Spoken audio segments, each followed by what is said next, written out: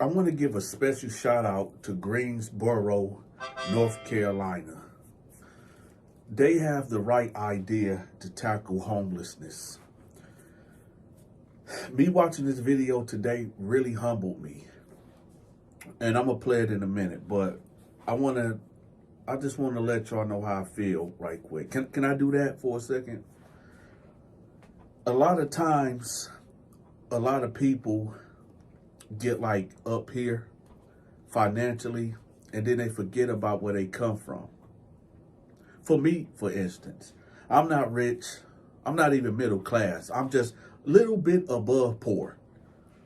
But nevertheless, I look back at the way I grew up as a teenager and a young child, and I look at my life now and I say, man, matter of fact, when I walk through my house, it's a 3,200 square foot house. And I just walk through it like, man, I can't believe that I own this house. And then when I go to my garage and see that I'm building my studio out there and seeing the construction that's going on out there, and I'm just looking like, man, I cannot, but man, if my garage itself, it's like a pole barn, but that alone right there can be a house, like a 3-bedroom house. And when I look at it, I be thinking to myself like, man, I can't believe like I'm actually living here. This is why I tell y'all, never let nobody try to deter you from your dreams. If you really feel like that you can tell stories, or you got some type of talent that other people might not believe in or care about, but you know that you can do it, just do it. If Dante would have listened to people say, oh, ain't nobody gonna listen to you, ain't nobody gonna want to hear them stories, don't nobody want to hear your commentary. They said you couldn't get 10 subscribers, I got 10. I bet you won't get 100, I got 100,000, 50. We almost had 100,000, y'all. If I listen to people tell me that nobody was gonna want to listen to what I got to say, I'd probably be still driving semi-trucks. And there's nothing wrong with driving semi-trucks, but I realized that if you can monetize what you are good at doing, then do it. Like me, for instance, I can't work in a warehouse. I just can't. When I was in Columbus, Ohio, before I started doing youth advocacy work, I turned down a job that was paying $32 an hour working in a warehouse. Me and my wife was in there working, and I quit after a week. I just couldn't do it. I just could not do it.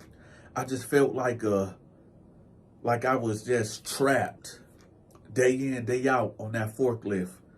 And I'm just watching my life just pass me by, and I'm just a person that just can't be inside. I have to be outside. I'm an outdoors person. I like to be in the community. And sorry, y'all, I'm kind of stuffy. I slept with the window and the fan on, and the air conditioning was on, and then I turned around and cut the dang heat on. Hey, and I know I'm a slime ball for saying this, but, you know, my wife, she got up and she was like, who the heck keep cutting the dang air conditioner on? And I blamed the kids. Hey, stop playing, y'all. Y'all know y'all done did that before, so I blame the kids. I said, I don't know, maybe it was one of the kids. Anyway, so yeah, man. I just think that it doesn't matter where you at financially, because you can be here and then something can happen where your health can decline, or you can lose that income, and then, you know, some people don't recover. So this is why I'm making this video, is to shed light that, you know, at the end of the day, we all have flesh, bone, and blood, right? When you strip this skin off, we are all made of the same material. And I think that we need to start showing love to each other. We got to stop hating on each other. We got to stop looking down on people. We got to stop looking at people that got it and when we look at these people, we want to attach the devil to their success. We got to stop doing that. Whatever these people that's making money did to get there, or however they got there, just that is their business. And not everybody that sold their soul. A lot of people put in that work. Me, for instance, I done put in that work. And like I said, I'm not rich at all. I'm just one step above of being poor, okay? I'm not even middle class. I'm one step above being poor. But I know the work that I put in. Before I got on social media, like I said, I was driving trucks. I got contracts with the state of Michigan, major hospitals, to deliver their medical supplies. So I pulled myself out of poverty. But then when I discovered this social media thing, y'all know Donta can tell some good stories. And I got that monetized. Now I'm living a life that I didn't even think was possible.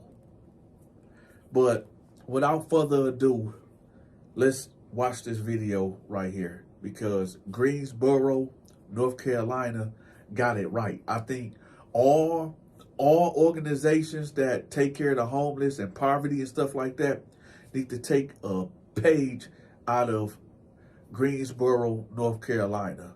Let's roll the tape. I'm blessed. It's not the Taj Mahal, but I thank God that I'm here.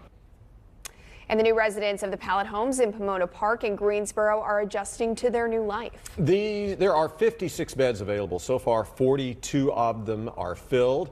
The Interactive Resource Center, which is the big nonprofit that helps the city's homeless population, works with agencies in the community to select the people who will live in these homes. And this winter program started 3 weeks ago. And today, Fox 8's Sarah Winkleman stopped by to get a look. So, Sarah, who are these people the program serves? Well, it's a wide range of people, and as you can see behind me, the lights are on inside of these pallet homes, and that's because the people are now living inside. These are men and women of all ages over the age of 18. Each one of them has a different story of how they ended up here.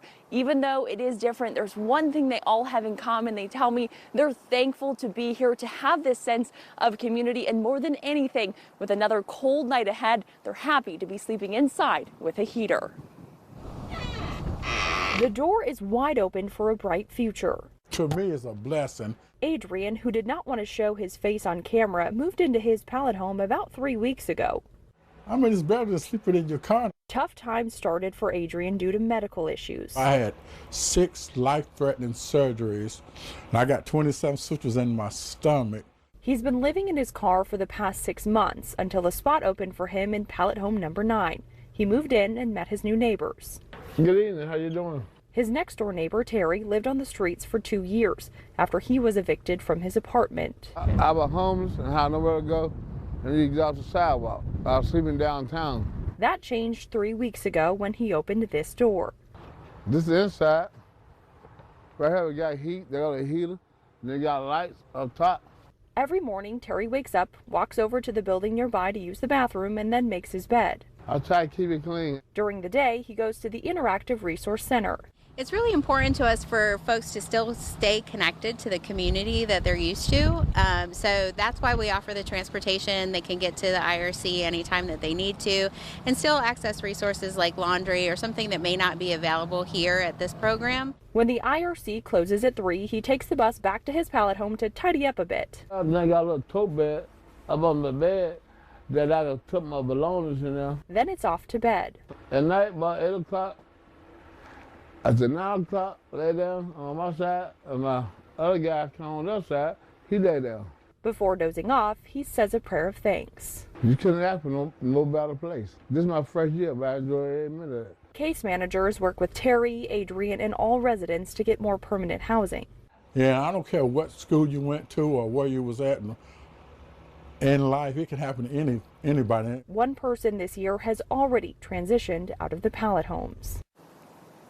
And even with a total of 56 beds out here for people to sleep in overnight, the IRC says they know the need in Greensboro is so much greater, and that's why it's critical for them to get those overnight hours and open up the IRC overnight to get people a safe place and warm place to be, not just during those white flag emergencies. Now, they're getting close to having the final funding they need for that. Coming up on December 7th, Guilford County commissioners are set to vote on approving that funding, getting them rolling, hopefully with overnight hours mid or late December. Live in Greensboro, Sarah Winkleman, Fox 8 News.